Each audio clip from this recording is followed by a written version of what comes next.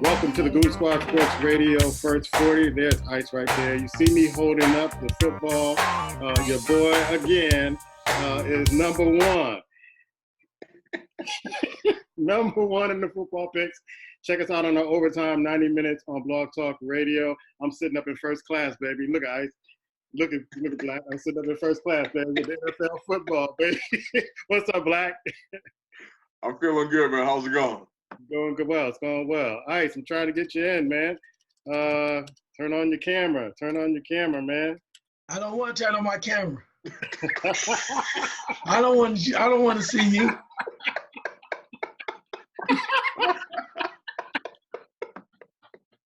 Oh. I do not want to see you when you're winning. Notice we didn't have a camera when other people were winning, did we? Now all of a sudden we got cameras. You must be working with the NFL. Boom. Sorry. It's contagious. It's contagious. All right, let's get into this real quick in our first 40, man. Black, I text you over the weekend, bro. And one of the things I was saying is that football players are getting hurt like instantly.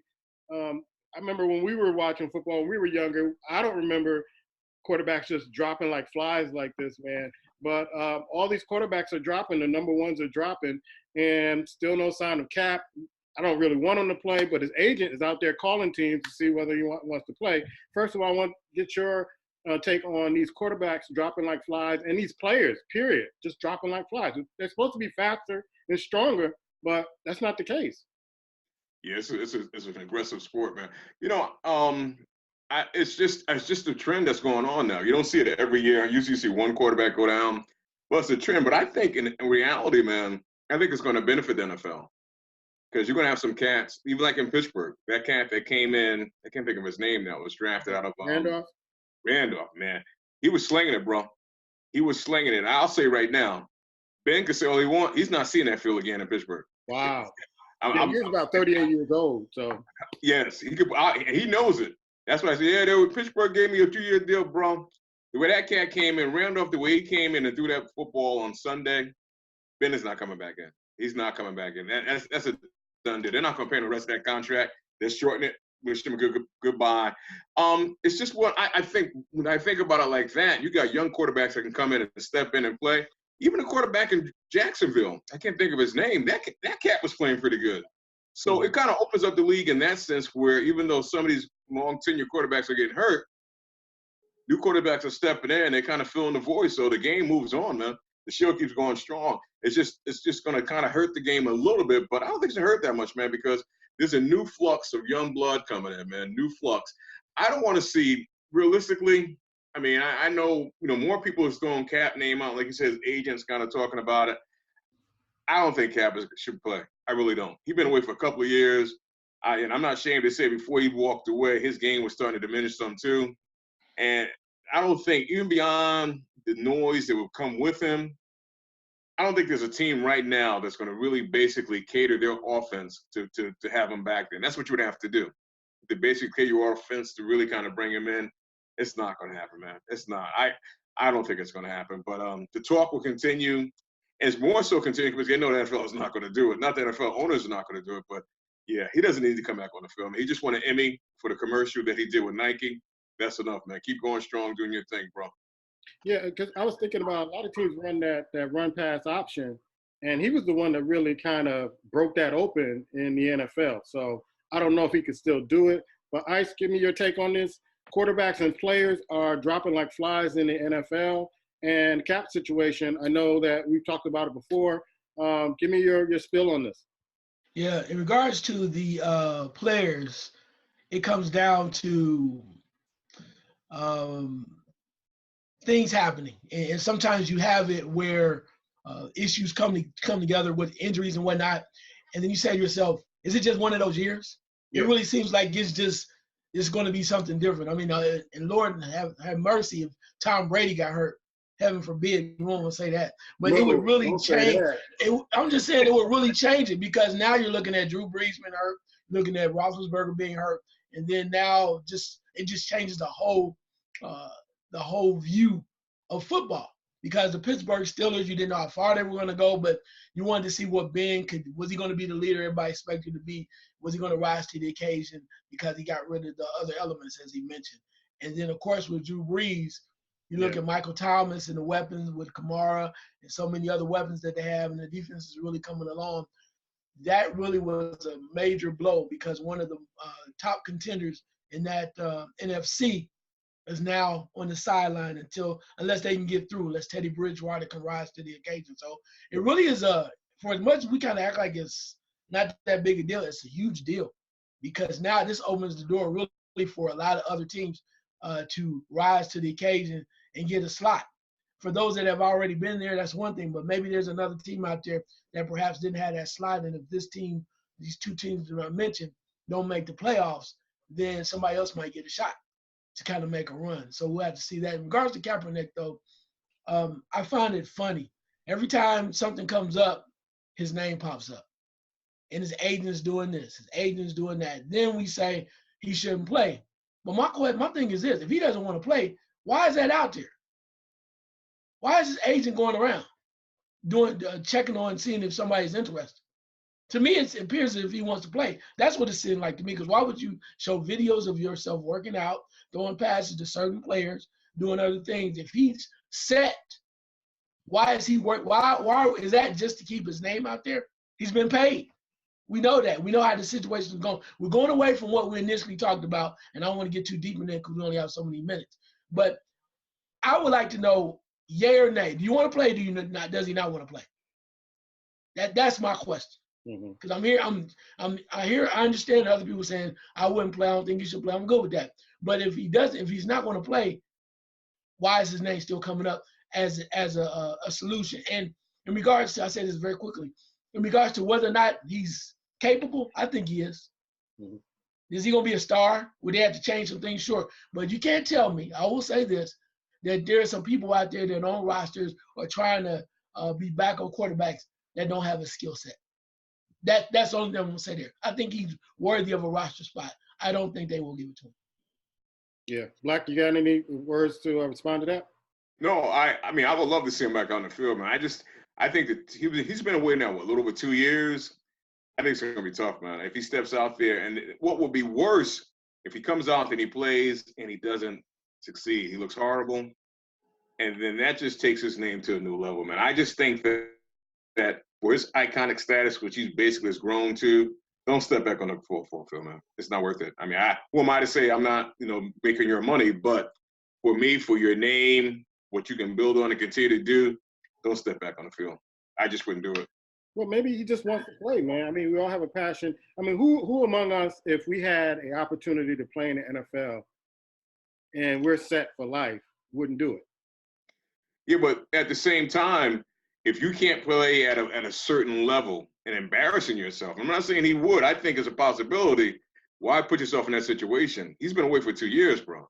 2 years. And it's like, here again, they're not going to bring him back and totally cater to him, because even when he was with San Fran, they put him in the pocket and say, hey, go do what you do. He couldn't do it, realistically. So I just think I think he's in a lose-lose situation if he comes back. He'll get the hype, he'll get the attention, but being away for 2 years, he's going to be super rusty. And then if a team doesn't really, really gravitate and mold to his talents, he's not going to look good. All right. Well, I got you, Black. Eli has been the news. Eli being benched. We saw this coming. This should have happened like 5 years ago. But people are really, really kind of giving this a lot of leg. I don't see why. But now we're going to see whether or not Jones is the real deal now. And this is what I want to see. Everybody who was really kind of on his bandwagon, when I know I wasn't when the Giants picked him up. They could have picked up some other quarterbacks. But what are you hearing about Eli being benched and your views about Jones going in? Well, I think you got to give Jones at least a year, man, because if you look at some of these quarterbacks that played last year, look at Lamar Jackson from last year to this year, man, the growth. So it's not fair, and I want to judge him objectively to put him in this week and go, okay, he's got to take over and win games. I agree with you. It should have been done like 5 years ago. But if he wasn't going to do it then, when you draft this quarterback at that particular point, and when he was out playing, it was clear everyone in New York knew in practice he was out playing Eli. You got to get rid of Eli. At that point right there, you should have made this move 3 or 4 weeks ago. You don't roll Eli out, let him throw in a triple coverage, double coverage again. Right. And then in week 2, almost try to salvage the season and put this young man in. That's the mistake to me that the Giants are making. And some people are saying that. Some people are like, well, it's not fair to Eli at this point. Let him play. No, Eli's giving you all again, man. And which wasn't much. So everybody's on different sides based on how they may feel about Eli personally. And I think the thing is, a lot of people look at Eli as being, okay, he's a hard guy not to like because he never got in trouble. He never spoke up. So people put their emotions and their feelings in it. But if you look at what he's done on the field, it hasn't worked. I heard something the other day, man, just blew my mind. I'm a Giants fan. I wasn't even aware of this. But these are the Giants have been 0-2 for the last 6 out of 7 years. Yeah. It's been their quarterback for the last 6, 7 years. Yeah. I mean, any other quarterback would not have made it to that point. Right. I don't care what you did before. That speaks volumes. 0-2. So I mean, you basically every year by week 3, you are basically out of the hunt. Mm-hmm. So in a sense, I mean, without a doubt, man, that alone, take the Manning name away and realize he hasn't gotten it done. You can talk about offensive line, you can talk about this, but offensive line doesn't. I watched it was a highlight of him playing Buffalo. He threw in the triple coverage for an interception. Triple. Eli been doing this for 6, 7 years. Offensive line doesn't throw the pass, bro. You do. So that reason, yeah, it's high time. But once again, I'm going to give this quarterback a chance to grow and blossom. Ice, were you smoking a cigar when Eli got benched? No, not at all. I mean, from the standpoint of, no, I wasn't. It's really almost sad. It's sad to see. I'm serious. When I saw it, it's sad. It is. I'm going to tell you why it was sad. Because I'm listening and then I'm watching and then I watch him play. And I'm like, are they sabotaging him? Was he that bad? I mean, what's going on? No, he's that bad. He's been that bad. I watch it and I think they're asking me, he's trying to do stuff he's not capable of doing. And what I did find ironic about the whole situation, though, is the factor that the moves that they made in the offseason were supposed to be made to protect Eli and make the team better around Eli. Then you go out and you get you get Mr. Jones, and then now you're saying you're going to pull Eli out and go from there. And that's fine. If it's time, it's great. That's who you want to go with, fine. But it's almost like it's backwards the way they went about their business in the offseason. If you knew you were going to step forward and kind of start a new regime and kind of rebuild, then why wouldn't you kind of do something to surround Jones instead of Eli? And I will say this very quickly. One thing that blew me away, and maybe they're just being safe, you have one of the best playmakers in the game. Get that dude to rock or sit him down. Yeah. Mr. Barkley. And I'm saying that I'm amazed by him. I thought he was good. He's a great running back. And of course, I'm a Cowboy fan, so I watch Ezekiel Elliott all the time. This Barkley young man is special. So all I'm saying is you don't want to overuse him, but if you're not going to use him properly, you're doing him and the team a disservice because he's very talented. Figure it out. Yeah, I agree with you on that. But Black, talk about an embarrassment. Eli's been an embarrassment for the Giants for a long time. I can't see Cap embarrassing himself as much as Eli has been embarrassing himself. I mean, leading the league in interceptions, all this stuff that we've known Eli to do. And we can see it coming while we're watching the game, that Eli's about to do a bonehead thing. And then me as a Giants fan also, I will see it and I will turn the channel because I just can't watch it anymore. But we'll see what Jones can do. I'm going to stay with you with this one, Ice. Felipe Vasquez being arrested for multiple felonies in Pennsylvania and in Florida and soliciting a young lady, sexual assault. I really don't really understand this, but help us understand what's going on here with this picture. Well, I mean, it is what it is. The evidence, if there's evidence, it doesn't lie. There has to be the investigation has to come through, and somebody has to have their day in court. But it's one of those things that in sports, professional sports, of course, they don't want to know anything until it's pertinent. And oftentimes, with the media comes up with something or something appears, then they have to address it. And unfortunately, when you look at things like this, it's really sad what he's being charged with or what the alleged charges are. But it just goes to show you more than anything that even professional athletes make mistakes and they make big mistakes. And I think once we, and I don't know if this will ever happen, but I think once we as fans, we as media or people that are close proponents of sports realize that these individuals are just people, Yeah. you won't be so shocked. Not saying it's going to be an excuse. You're going to say, oh, yeah, that's just a guy being a guy or anything to that effect. But you'll really put things in perspective. But a lot of people that watch and listen and participate don't understand that. And I think this is one of those major cases where you're, oh my God, I can't, oh my God, this is happening. This guy has these things going, charges against him, whatever. And he's a baseball player, but if he was an average guy, you'd be shocked, but would your reaction, a lot of people's reactions be the same? Black is said that he met this young lady online when she was about 13, 14 years old. And that's when it all started, man. And you and I have daughters, and I just can't imagine if I found this out, bruh. Your words, man. It speaks volumes, like you just said, if you found out. I mean, the rage inside and telling what you would do. I'll say this, man. I think what happens, when stuff like this happen, I look at it on an individual basis. And this individual basis, man, it's just, it's stupid beyond, because you would think, baseball player or not, grown man, you should not be soliciting young girls, 13, 14-year-olds. And I think that's where the shock is he's out here preying on kids, damn near babies, and basically having sex with a 13, 14-year-old. You can, I mean, that's not going to shock me. That's going to draw your attention.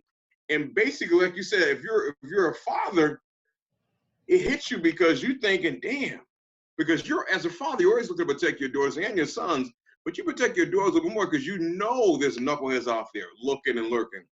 And this cat, and I think another element is this: when you're blessed to have a gift such as he has, and you use it to the best of your ability, and you earn what you earn, and you get to a certain place and status in life to do something this asinine, it boggles the mind, because you realize, you think about all the work he's put in, all the dedication, and you allow a 14-year-old girl to come into your life, or you seek out a 14-year-old girl to basically take you down. That's what it is. That's what it comes down to. So and I'm not one going to say when someone does something like this, they got a problem, they're sick. Because I think in America, too many times, we give people the benefit of the doubt, or they're sick. Damn all that. As a man, a grown-ass man, you should know. Anytime they're underage, you look the other way, bro. It's just that simple, cut, dry, nothing else. I don't need a court case, anything, because I knew when I was younger, basically, you go to places, you hang out, and sometimes young girls will walk up to me. I want to see 2 IDs. I want to see it. And that's what I'm thinking this. If I'm thinking this in my 20s, I'm not a baseball player. I'm not making millions. So how you assess or you add all this to your life and go online looking for kids, bro, that right there says it all to me. It is. So you can look at baseball players and celebrities and think they're human. Yeah, they're human, but we all are judged on our errors and things that we do that shouldn't be happening. All right. I'm going to table the Antonio Brown story because I think his case it ran through the statutory period, the 2-year period. So we'll table that to our Overtime 90 show on Blog Talk Radio and the Goon Squad Sports Radio show. But I will go with this. There are a lot of players, and I noticed it this season, and I'm going to stay with you on this, Black. A lot of players demanding trades, especially in the NFL. And you had Jalen Ramsey, who's demanding a trade. You had damn near the whole Miami team demanding a trade after the first game. And some of those guys are still demanding trades. They're talking about how this Miami team is tanking now. Give me your take. Why are the NFL players doing this now? Well, let's start off with Miami Dolphins are tanking, regardless of what they say. They got 3 first-round picks out of all this. They're definitely tanking. Can't be mad at them. They're just not going to be honest about it. And I'll go to Jalen first, because here's a cat that you sit back and you realize your talent. He's one of the best cornerbacks in the league. They're not utilizing your abilities correct. And at the same time, he's trying to build a brand. A lot of these cats you're looking at now, they're trying to build a brand. If you look at Sherman, the guy that played in Seattle, how did he get to the chunky commercials? Yeah. Right after Tom Brady. You do things stupid. You do things to where the camera's always going to follow you. They're going to be there. When he yelled and screamed at that receiver in the playoff game, it propelled him to where he is. You look at OBJ. When they get on the sideline, they kick the garbage cans, they do all this stuff. What happens? They get more endorsements. They get more attention. So basically, this is the strategy now. So he's only basically found a strategy. Get me out of here. Do all this blah, blah, blah, blah, blah. Because the more he talks, the more he sensationalizes what's going on in Jacksonville, basically the attention is going to come to him. And at some point, he's hoping it blows him up. So it's not that they want to be traded. They're seeing other players benefit from it. They're seeing other players take this role. They say it. And Steve Young needs to shut his mouth talking about the NBA. That has nothing to do with it. Joe Montana asked for a trade. There have been a lot of players that asked for a trade and got it. So don't act like this is new to the NFL. It's not. But you're seeing these players now use it more so than to their playing status is to propel them into celebrities. And it's working. I'm looking at OBJ. If you can basically, almost like Muhammad Ali in a sense, if you can talk junk, get the cameras on, you didn't back it up when you do what you got to do, bro, money will come to you. So that's what's kind of behind this. Because if you think about it, for the last couple of years, after Jalen did that interview with GQ, when the last time you talked about him? Right. When the last time you even heard about him? So what he did on Sunday, we're talking about him every single day. He's hoping to get a trade. You got teams saying they want to get first, whether he goes or not. What did it do? It put him back in the limelight because his play, which was good, wasn't getting him there. So these players now have realized now, hey, any publicity stunt, good or bad, will work out good for you. And that's what they're doing, bro. It's all publicity. That's where I view it. Okay. I want to touch on something you mentioned about Steve Young, and a lot of other people are mentioning this also when I'm going to ICE, is that the NFL players are looking at the NBA players and seeing how much money they're making. And they're kind of saying, hey, I got to step out because the player, somebody was mentioning Harrison Barnes, who I don't know why you're even paying him to play in NBA basketball, but he's getting paid more than a lot of NFL players. And he's like mediocre at best. And they're seeing that and going, wait a minute, I need to be paid more. I need to build my brand, just like Black said. What is your take on this, Ice? Yeah, well, but they're two different leagues. That's right. The key. The NBA is player driven. When you the reason why they in the NFL you have certain marquee players that stand out. When they had their helmets on, you really don't know who the heck they are unless you see the numbers. I mean, there's certain things like that. The NBA, they're all wide open. It's driven that way. But the NFL, again, they have tight reins on who they pay and how they pay. We know that. Again, it comes back to that billionaire boys club, I like to call them. It's very tight over there with their money. So the players are becoming, I think I would agree with Black, that the players are becoming more creative in how they go about their money. I'm going to say the name once, and I said it, and I'll say it one time, Antonio Brown. With all the drama that's going on, all of the madness, he's still getting a nice check.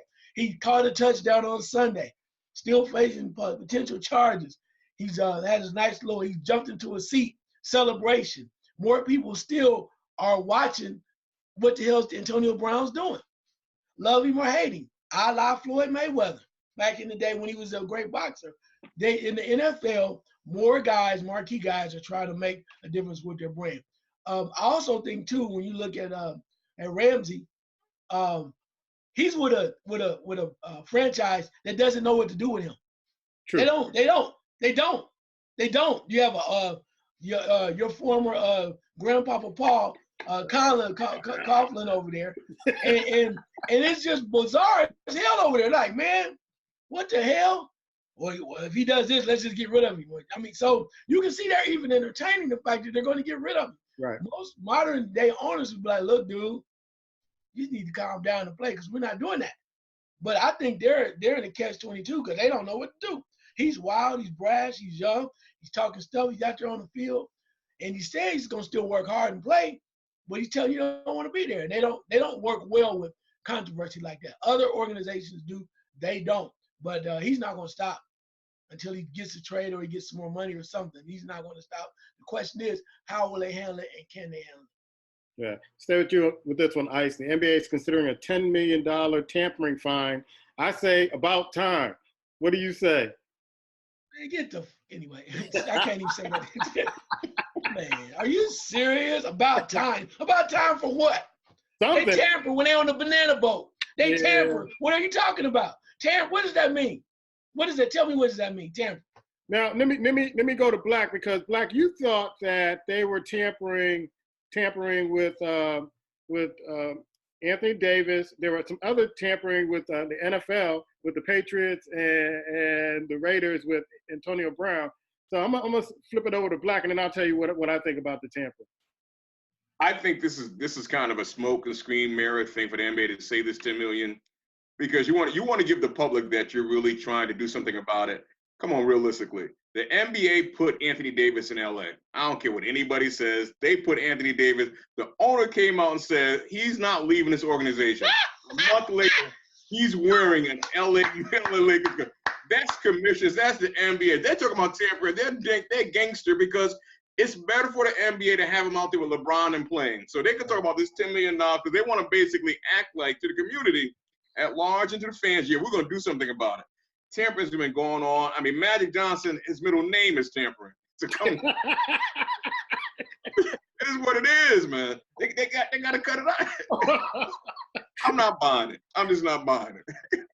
Man, well, please let me. At least they're trying. They are appearing to do something about it, because all right. I'm with you, but yeah, but I agree with that. They are appearing to. But again, it's a smoke screen. I told you before, when Black first said that, the owner said this, I said, dude, that sounds good. But sooner or later, when you get a real general manager in there, Griffin, who's a real general manager, say, hey, look, he's not coming back. He's not. So why should we just let him walk away with nothing in return? So even if the NBA wants it to happen that way, if it's eventually going to happen, why be foolish and try to say, you know what, I'm going to take my ball and go home like a little child? You have to get as much as you can, otherwise you're going to look even more foolish when you just walked away because you set some type of freaking principle. Give me a break. That's why Davis, as I said, is in LA. At least New Orleans did get something for them. They had something to build on, and now they have the number one pick along with a number of other draft picks, and they can start anew. Imagine if they didn't do anything and they just let him walk away. It's foolish. I mean, I understand principle is strong. Oh yeah, I told you what I'm gonna do. No, that at the end of the day, it comes down to business. So it sounds good. At the end of the day, what the hell happened? Where he at? So let me ask you this, Ice. What would be where is he at? Yeah, what would be a more serious fine for tampering? Do they have to set the criteria? Does it have to be a bigger financial fine? Does it have to be draft picks or other sanctions that they need to put on teams to appear more serious about this? You had to set the criteria of draft picks, major fines. But let's be real. This is the same league that I didn't even know this, that allowed Larry Bird to be drafted a year before he was even coming out of college. How the hell did the Celtics get Larry Bird? I said, can you do that? He didn't even declare for the draft. Right. The boss said, we drafted Larry Bird. How did what? What? The same way Red Auerbach drafted Bill Russell. Yeah, I mean, just to hear that. But again, my point of it is why everybody's complaining about these players coming together, choosing their own teams and who they want to play with. Nobody complained about the damn general manager that was Boston, that was running my space reference, running Boston's own people. Nobody said anything. Now all of a sudden we're tripping off of it, or they're trying to be politically correct. All I'm saying is I believe it when I see it. I think it sounds good. It's a nice little smoke screen. Again, the players are meeting with one another. They hang out all the time. They play ball. They hooking up in the summer. So is that tampering, or is it just the general manager? Come on, you mean to tell me very quickly, Anthony Davis and LeBron, they have a discussion. Yo, man, when you get into LA next year, you know, we're going to really have something going on. You mean to tell me that never happened? Right. That discussion never, and the general managers didn't know about it either? Come on, man. So Black. You knew Magic knew. Yeah. Magic was Magic ruined a bunch of deals for the Lakers. But Black, what could be a serious kind of fine that the NBA can really kind of kind of really show a really serious effort on avoiding tampering and finding people for tampering. The people that are caught tampering should be banned from the league for a year or so. Wow. But you take away draft picks, you take away the luxury of making money or playing, tampering to come to a halt. As a player, if you're found to be tampering, you're suspended for a year. Wow. You're suspended for a year. You start taking people away where they can't actually be part of the game, tampering to come to a halt, bro. That $10 million to a team that's making $100 million, what does that mean to them? Realistically, that's a tax write-off. So that's here again, that's a smokescreen. But if you make it to where, hey, I'm gonna take you out, embarrass you, and remove you for a year. When you come back, everyone to know why you're coming, what you're coming back from. You'll think twice. Okay, let's go to this story. I saw this on Twitter earlier this week with Lonzo and LeVar Ball, the exchange. I don't know if I'll stay with you, Black, on this one. I don't know if you saw the exchange between them, but it just seems like this guy has a iron grip on his sons and their decision making, and it didn't stop after he left LA. It seemed like it was almost abusive to kind of sit there and watch that video clip of LeVar going in on Lonzo on business dealings. Your thoughts on this, man? Yeah, I didn't like it, man. I didn't like it at all. When he basically told his son he was damaged goods, man. Yeah. That's cold, bro. That's cold. That's something to say to your son that's basically carried you, and basically, let's face it, those shoes, those sneakers are a joke. And your son realizing he knows it, man. The fact that they have a chance to be close to television, whatever, is beyond me.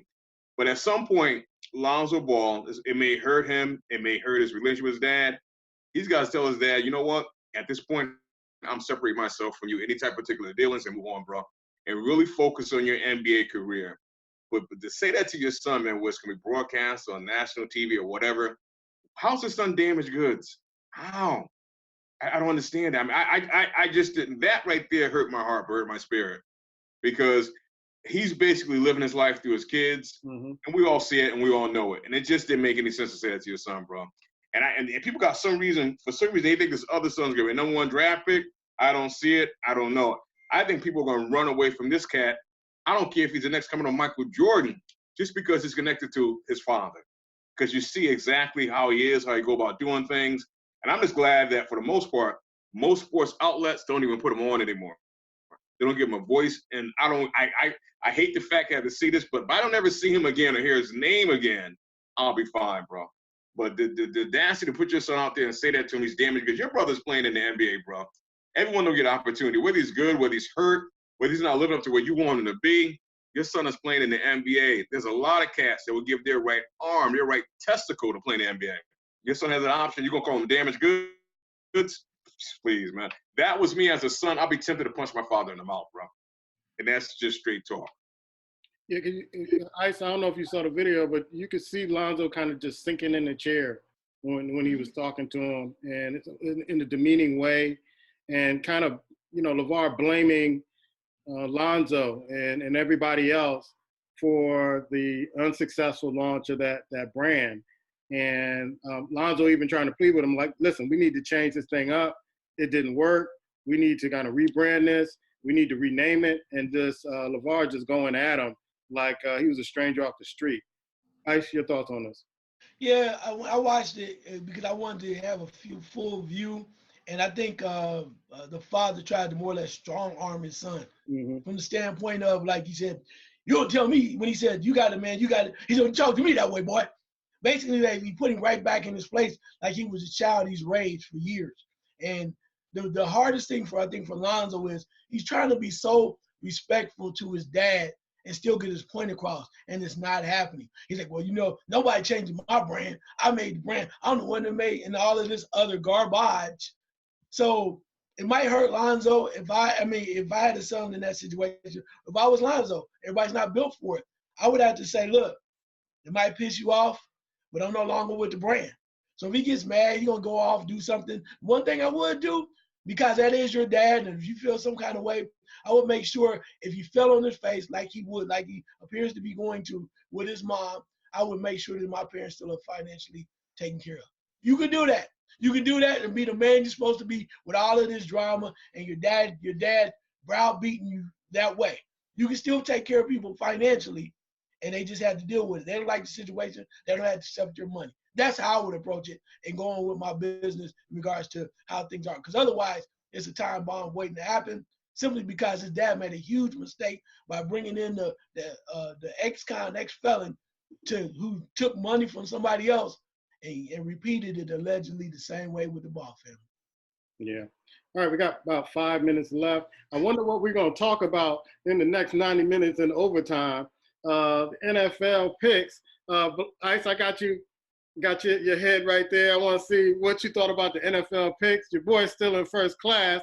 I thought, according to Black, earlier this year, I'd probably be in the economy seats or in the baggage department of the plane, but I'm in first class, sipping a big old liter of mimosa. And what did you give me your eye test of last week, man? Well, congratulations, because you figured it out. A lot of things didn't go the way I thought it would. Blackthorn and I was kind of like on the same page. And things happened or didn't happen, and you rolled through. So, I mean, I was blown away by certain things. The only thing that was a saving grace for me, we'll talk about this more, is the damn Bears. No, you're mad about that. Oh, that's the only thing that saved me. Bro. The clock ran out. They cheated them. That's the only thing that saved me, because there's a lot of craziness. I mean, there's no way in hell I thought San Francisco would blow Cincinnati out like that. I was astonished by that factor, the way they allowed that to happen. And for as much as you may think Garoppolo was very good that day, the Bengals was that damn bad. It was sad. Wow.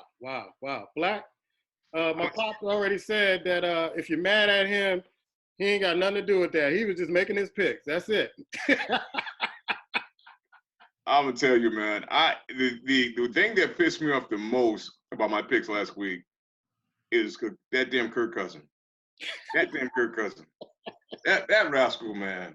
I mean, at some point, the Vikings will be calling for him to leave to walk out of town, bro. When you realize he got $80 million guaranteed to play that bad. I mean, we just got through talking about Eli a few minutes ago. Kirk Cousins is the second Eli. He really is. He throws some passes. They were coming down to score towards the end of the game. He threw again. He threw to like triple or double coverage in the end zone with an interception. It's like, what the freak he's on that ball for? But you look at him, and then I forgot that the first week, he only threw 10 passes, and they won. 10. Name a quarterback in the NFL that's making that type of money that you only allow to throw 10 times in a game. And that says it all. They're starting to realize that he can't carry them. And I don't know what the receivers was doing, man. I can't think of the receiver. I can see his number. I can't think of it. They were dropping balls left and right. If that running back wasn't there, they would probably be 0-2 at this point right now. At least 0-2. And I just don't see them, man. But that was the biggest disappointment of the week for me. Kirk Cousins, in a game that you basically could have brought your team back and did some damage. You stunk the field up, bro. Stunk it up. All right. That's our first 40. We're going to kind of jump over to our Blog Talk podcast on Blog Talk Radio, the Goon Squad Sports Radio Show, to give you 90 more minutes. We call overtime. We're going to give you our NFL pick, so jump right on over there. And you see Black and Ice, they're not too happy. And I'm going to talk some more junk to them in the 90 minutes. I don't get to this position very often. It's early, bro. It's early. It's early. So, you know what, Puma? I'm so happy for you.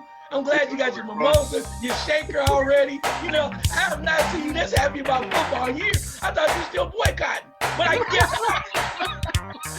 guess that's changed. But that's okay. We love you anyway, brother. Congratulations. All right. We'll see you on overtime. Blackthorn, I thought you was boycotting. What is this boycott? I'm not watching. Get uptown, baby. Hey, Boomer, you got a contract? No, I ain't Jay-Z. You connected with Jay-Z? You got to hook up? I ain't working with Jay-Z. All right. Later.